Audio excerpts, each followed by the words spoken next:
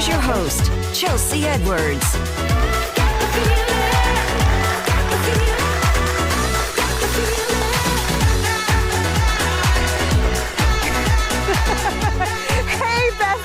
Welcome to another episode of Chattin With Chelsea. I'm your Daytime Bestie, Chelsea Edwards. Today's show is all about reinvention, proof that it's never too late to start over and glow up. We are sitting down with a local boss who is turning blowouts into a big success. She has multiple dry bar locations, and she's here to chat about her journey and how franchising could be the ticket to business ownership for women who are trying to build something of their own. But first, we are talking to a woman who faced divorce, loss, health struggles, and said, you know what, I'm taking my life back. And she did just that, transforming her mind, body, and future in powerful ways. After 40, some say it can't be done, but Dr. Chandra Webb is proof that it can be done. Yes, it can. And man, thank you for coming on Chatting with Chelsea to share this story. Absolutely. Thank you for having me. Now, what kicked things off? You could say a series of unfortunate events. Was your mother passing from cancer? Yes. And then what was it, just one thing happening after another after that? Yeah. When I look back, it was back to back to back. You know, my mother was sick, and she was sick for not a long time. It kind of happened quickly. And then after that, going through that, losing her, then the divorce happened. And that's always tough. Yeah, and that felt like another death, right? It is. Yeah. It really is. Yeah, it really is. And then after that, you know, members of my mother's family just started passing one after the other, just in a total like 18-month span. So I was just going to funerals and trying to process. I couldn't even process what was really happening, let alone thinking about myself. I was functioning just enough to go to work and come home. And then what led to the health struggles? Oh my goodness. Just being sad. Being sad, grieving, eating, gaining weight over time, not really even caring. And then after everything just kind of happened, I looked in the mirror because weight, was kind of a thing that I think a lot of us struggle with, especially in your late 30s, 40s, and you're trying to figure out like, what's my sweet spot? How do I get there? Yes, and your body is not functioning like it used to. That part, yes. Right? And and I was tired of stopping and starting and starting and stopping again, and I really just looked in the mirror and said, what would it look like if I didn't quit? Wow, that's a great question to ask yourself. I didn't know because I would always start and stop. Wow. And I said, well, if I start off with one thing that I can conquer, then I know I'm onto something. And for me, it was drinking soda. I don't know if anybody else struggles with that, but it was just drinking soda with lots of sugar. And I said, if I can stop drinking soda for 30 days, then I can do this. And you did it. And I did it. And in 30 days, I lost 20 pounds just not drinking soda. Wow. I mean, you think it's a minor switch, but you got results just by doing that. Just by doing that. And so it spoke to me. Yeah. And I got on the journey. I started going to the gym, where I lived. And I said, well, if I can be consistent with this, then, and I started, seeing changes, and I just kept at it. And that was many, many years ago, and that's been my lifestyle. Wow. That's just kind of been the turning point. And even after years of working out and figuring out what my diet should be for my body, because we're all different, right? Dealing with being insulin resistant or whatever the case may be, you have to find out your diet for your body. And I honestly, probably the last 2 or 3 years, Chelsea, I've just really found my sweet spot. And then now I just recently, turned 50. Oh, congrats. Yes. Okay. Who would have never guessed? Oh, thank you. Thank you. So this wasn't just a physical change, though. No. Something had to change in your mental. After grieving for so long, we're talking a year and a half of just bad news, one after the other. And then going through those physical changes. So what clicked for you as well on the mental side of it? I was stronger than I thought I was. Once I realized that, it was just like you said, it was more than a physical change, but it was me believing in myself and loving on myself. And so going to the gym and eating right was me loving on myself again. Yes. And I took that gesture of love and just really fed into it. And it took me to another place. Like, not only that, but then I started to maneuver and operate in life differently. The way I loved on people was different because I was loving myself more. The way that I approached opportunities was a lot more confident because of that. So that physical transformation helped me to believe in myself. I was always a confident person, but it shifted something else that I hadn't tapped into. Okay, so you have this whole transformation. You're seeing new opportunities. Dating as well? Yes. Okay. Dating changed. Okay, dating changed. In what way did dating change for you? The type of men that I was attracted to, the type of men that were attracted to me, as opposed to, and women sometimes, people don't like to talk about this, but you attract a different type of man. When I was heavier, I attracted a different type of man. I was attracted to a different type of man, but you started getting a different type of attention, and I was like, oh, okay, this is cute. Okay, I like this lane. Right. This is kind of where I want to be. So dating changed, but my boundaries changed, and what I accepted changed, and my expectations changed for myself. Things that I probably would have accepted before, I didn't. But again, that came back to how I poured into myself and the love that I discovered again, and the confidence and the power within that began to just exude from my journey of working out, eating, praying, and doing all of those amazing things for myself, not for other people, but for myself. That part. What is one thing that you would tell women who are sitting there in their 40s or 50s or, even down to the 30s who might be watching and ready for that reinvention but not knowing where to start? Good question. Number one, be honest with yourself. It's a hard place to be, to say, I'm not happy where I am and I don't like this, because you always want to feel like you have it together and that you're not in a place of dissatisfaction. I wasn't satisfied. And I had to kind of take it by the horn and say, I'm not satisfied. I want to do something and I want to change. Okay, that's a great starting point. Yeah. We have so much more to talk about when it comes to reinvention, but we've got to take a quick commercial break. Got to pay the bills. We'll be right back after this with the owner of several dry bar locations and how she did her own reinvention. Be right back.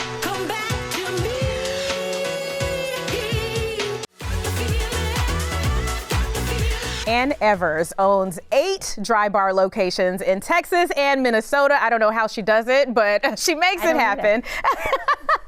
And you did your own switching it up and reinvention. You used to be in corporate, work for someone else, and at some point you were like, hey, I want to work for myself. I want to have my own thing. Yeah, what point was that? Yeah, great question. When my franchising journey, and it's franchising for a reason, which I know we'll talk about, my husband and I started doing that 10 years ago in childcare in Primrose. Okay.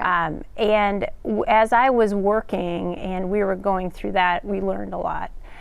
And wanting to go into something else, I cannot do my hair. Okay. So my first, I was going to dry bar as I was traveling for work to make sure I didn't look a mess all of the time. It was a great brand and great business to me as a customer, which is one of the biggest things I think that's important if you're going to go and do something, right, that you love it as a customer. And that caused me to take the first step, which is in retrospect very naive, but it caused me to call, right? That's just the first step to do it. And find out and learn, and so it was not a straightforward journey, but from there it was more like we wanted to build on being from corporate more closely connected to our community. And for me that's really important. As I was working and worked for great companies and always was very involved in mentorship and wanting to grow and encourage female leadership. And this was a way that offered me ability to own my own business and still give that direction and passion to growth, development, and career paths in my community more directly. So that was a big motivating factor for me. It ended up working out with Dry Bar in COVID, and we were able to take on locations here in Houston and in Austin during that time, and that's where it started. Wow, it's just something that I feel like we don't talk enough about. We talk about business ownership, starting your own thing, but this is starting your own thing in a sense of you have a brand that's already been built and you're expanding that to your community. Correct. What are some misconceptions that people might have about franchising? Yeah, I think one of the biggest misconceptions people have is that it's corporate-esque, meaning that you go into the business and they tell you how to run it or they give you full direction on the business. Really what franchising is to me is to take on a concept that's proven. And maintain very high brand standards. And working with a partner, which is your franchisor, that will help maintain those across the country. For us, that gives, for me, it gave me a less risk taking the leap. Because it's a big leap, theoretically. And so wanting to make sure that it's a brand that's well known, that a franchisor that's responsible and a great partner. And then again, taking the step to go on to do it. But I think it's a great option because not everybody is at a point when they want to take this leap where they might have an idea. And I think founders and people that find something like that, it's so incredible because it looks so difficult to me. And I just was not creative enough. I didn't have that. I knew I loved Dry Bar and I knew I could do it. And it was something that getting into it, it allowed me to run my own business with a concept brand that already had a lot of customer endearment to it. And it's been great and something I'm hugely passionate about. I love that you understood your strengths and your weaknesses, and you're like, I can be a business owner, but let's take something that I already go to, like a location that I already love, and get one of my own. That is so cool. Yes. What is the starting point? Great question. I think the best thing is if you have something that you know and love, and I will say there's a distinction between loving it as a customer and loving it as an owner. And sometimes the Venn diagram crosses over a little bit, but it's something that you know that you can execute on. And to me, coming from corporate to this, when I first started, somebody's asking me a question about computers or tech, I'm like, okay, let's call IT, right? That's me now. Yeah. Right? Okay. I'm me, I'm IT, I'm everything, until you build out your infrastructure. But making a call, I think it can be very overwhelming to think about getting to the finish or what it will all take and the risk. But I think taking one little step, making a call, to find out what the opportunity is. Taking a call, talking with another business owner or somebody that's in franchising that might be in your circle is a great step. So mapping it out in a series of small steps, I think makes it definitely more manageable. And I really encourage people that are thinking about it to take those steps, to find out and explore, because taking one step, again, is more manageable and it gets you to that end result that I think on its surface or at first feels so far away or maybe so overwhelming. Yes, I love the idea of opening this up to more women as well. Yes. They're opening more businesses, but also when it comes to franchising, they're getting their feet in the door as well. Yes. So I would say another hurdle for a lot of people when they think about franchising, but they haven't, really researched it, they may think, okay, I do not have $1 million in the bank. So most people don't. So if you do, call me. Yes. Please invest. We can be friends. We can have another Dry Bar. So what do you say to them to start wrapping their minds around how they might achieve this, whether it's funding or if there is another avenue for them to get on the path of ownership of a franchise? Funding and capital is something that this is, my opinion on it. It feels like it's everywhere and nowhere all at once. You see so much talk about available funding and available capital. Going through different processes on that myself, it feels like it's always more difficult to get to than maybe what it seems. I always think, you know, going to your bank first, if you have a banking relationship, is a great step. But you know, I think that the truth of the matter is lending, funding, capital is almost always an important step in this process. And so, and it can be a step that if you don't look at sooner in your process, can create, you know, friction further on. So you want to understand what's available to you from a capital perspective early on. And I think looking at those resources, even if you haven't identified a franchise, for example, or a business you want to go into, talking to your bank first is always a great step. All right, you've given us some great steps to get on that path. Yes. All right, we've got to get some more advice from you and Dr. Webb, though. So we're going to take a quick commercial break. We'll be right back after this.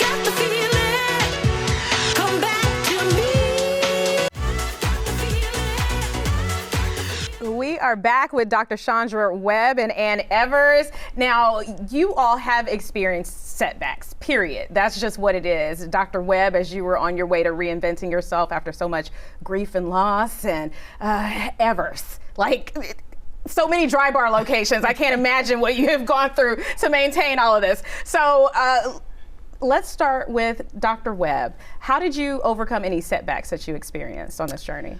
Oh my goodness. Humility, first of all. I had to get over embarrassment. I think sometimes when we experience loss and setbacks, and when you're in a place of maybe being admired by people, or people looked up to you and you experience, you know, misfortune, how do I share that with people? How do I, you know, get over, like, I'm not winning at this moment?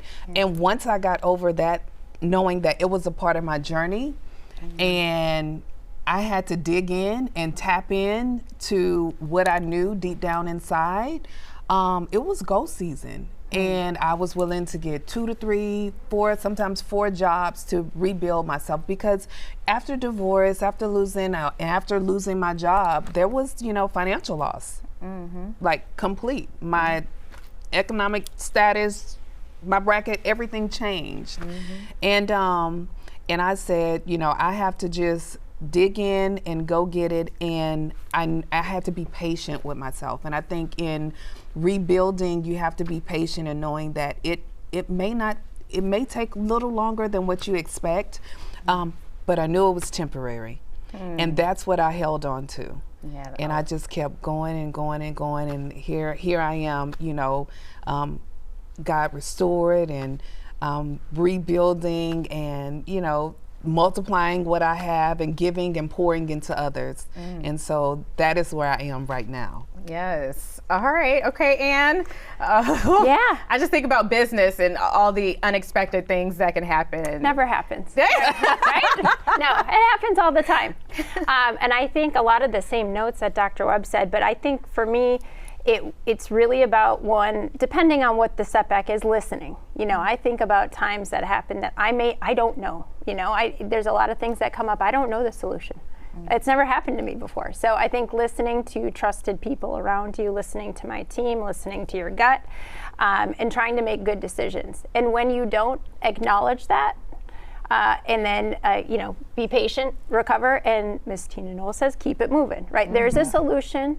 You will survive, right? You just got to, you know, make the best decision you possibly can, fix it when and if you can't, and then move forward to be better, to prevent it, and to move forward to the next, you know, next setback, I guess. You know, next time it comes up, because they will continue. They're inevitable. Setbacks, conflict, it's just part of it.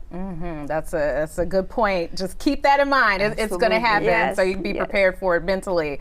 Such great advice. And you are opening up a new dry bar location.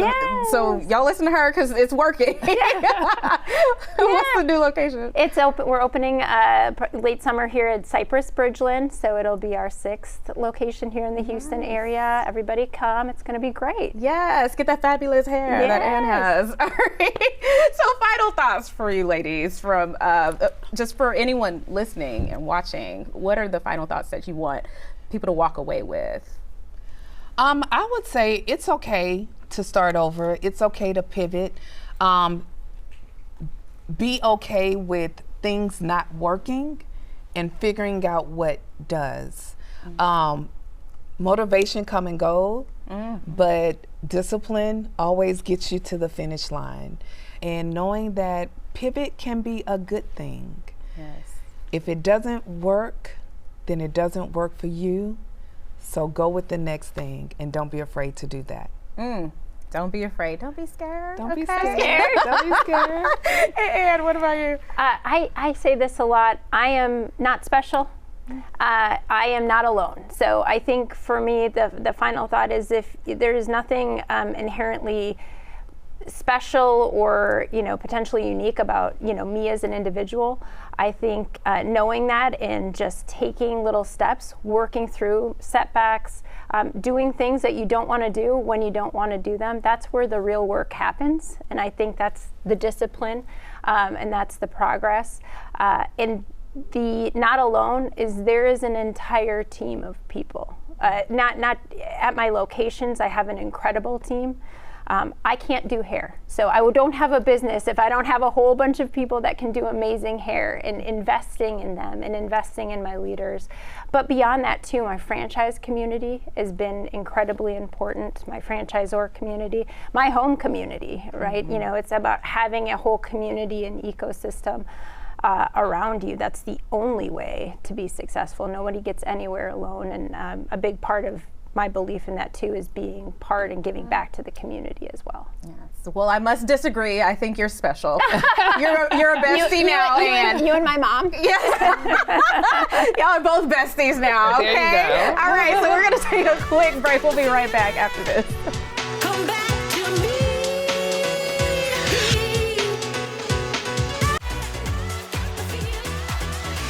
Thank you so much to our guests, Dr. Webb and Ann, for coming on, sharing so much knowledge. You guys have got to subscribe to our YouTube, like and subscribe at Chattin with Chelsea. Keep up with us on social at Chelsea Show Fox, and we'll see you on the next Chattin with Chelsea.